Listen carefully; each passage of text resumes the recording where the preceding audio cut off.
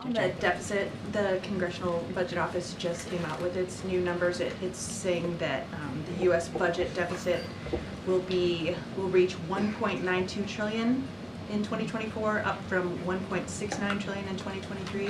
Anything you can share on reaction? So, as you just stated to me, JJ, it just came out, so obviously I haven't seen it yet and need to talk to our folks. A couple of things I do want to say is that this president has a strong agenda.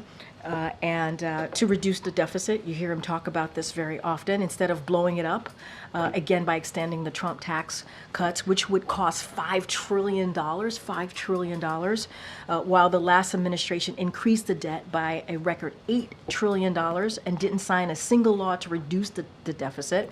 And what we have done, what this president has done, he has signed legislation to reduce the deficit by $1 trillion since taking office. That's what he's been able to do. So moreover, this budget would lower the deficit another $3 trillion by making the wealth and large corporation pay their fair share, closing tax loopholes, cutting wasteful spending on big pharma, big oil, and other special interests. And it is the opposite of what congressional Republicans are trying to do when they are trying to give tax cuts to billionaires and corporations, which will hurt the middle class, which will hurt the working class. And so that is not what the president wants to do. We cannot afford that. And so the president's going to continue to work to do everything that he can to do the right thing when it comes to lowering the deficit. Again, I haven't seen this report, so I can't say much, but I can speak to what the president has tried to do more broadly.